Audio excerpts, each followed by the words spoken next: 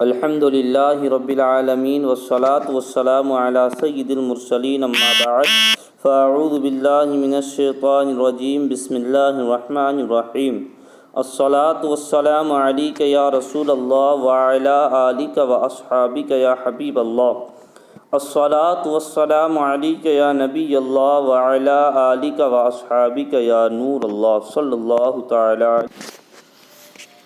آج جو ہم سبق پڑھیں گے وہ خلاصۃ النحو میں لفظ اور اس کی اقسام کے تعلق سے ہے.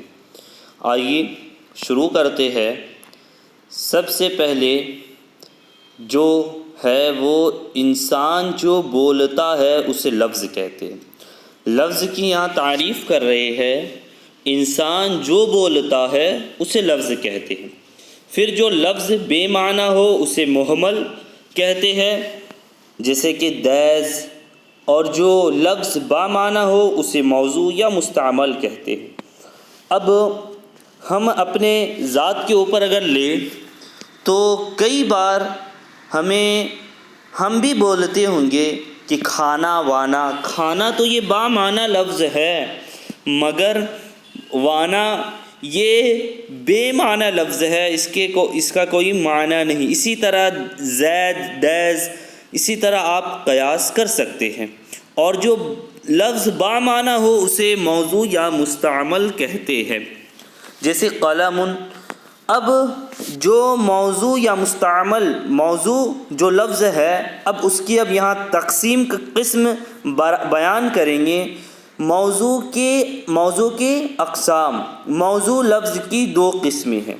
نمبر 1 مفرد مرکب. اکیلے موضوع لفظ کو مفرد یا مرکب کہتے ہیں. اکیلے موضوع لفظ کو مفرد یا کلمہ کہتے ہیں. بتا رہے یہاں موضوع لفظ کی دو قسمیں ہیں، مفرد، مرکب. اب اکیلے موضوع لفظ کو مفرد یا کلمہ کہتے ہیں جیسے جمل. اب یہ اکیلا ہے تو اسے موضوع لفظ کو مفرد یا کلمہ کہیں گے. اب ایک سے زائد موضوع الفاظ کے مجموعہ کو مرکب کہتے ہیں جیسے لیلۃ القدر، قدر کی رات.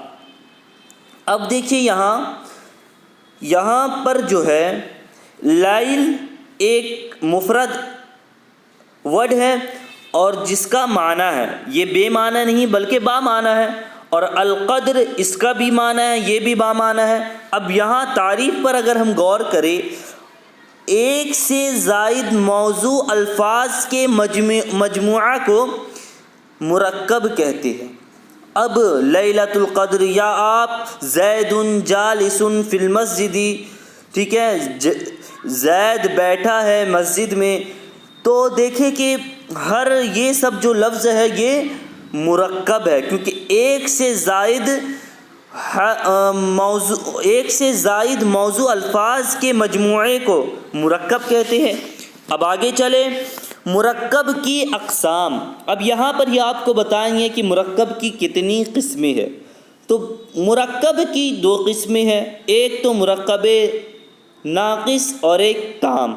جس مرکب میں بات مکمل نہ ہو اسے مرکب ناقص کہتے ہیں یا مرکب غیر مفید کہتے ہیں جیسے ماء البحر، سمندر کا پانی، ولد صغیر، چھوٹا بچہ. اب یہاں پر آپ دیکھ سکتے ہیں ماء البحر، سمندر کا پانی. کیا سمندر کا پانی؟ یہاں پر ہی بات مکمل نہیں ہو رہی ہے کہ سمندر کا پانی میٹھا ہے، کڑوا ہے کیا.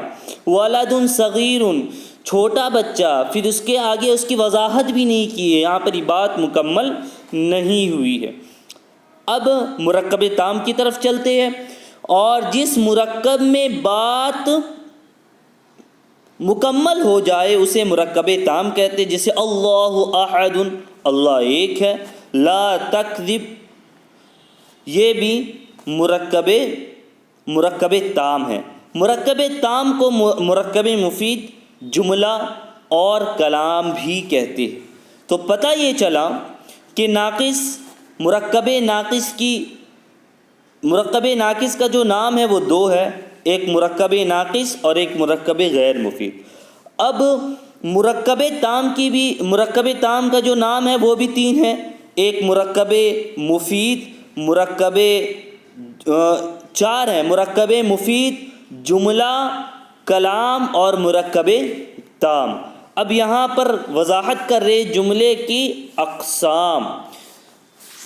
جس جملے کا پہلا جز اسم ہو اسے جملہ اسمیہ کہتے ہیں۔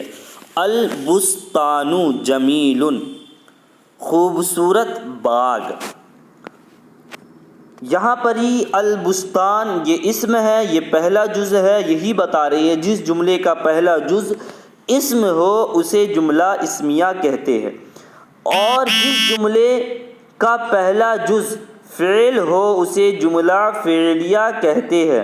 جیسے نصر رجل، یہاں پر ہی نصر فعل ہے تو یہاں پر جو ہے یہ جملہ فعلیہ ہوگا۔ اب آگے بڑھیں۔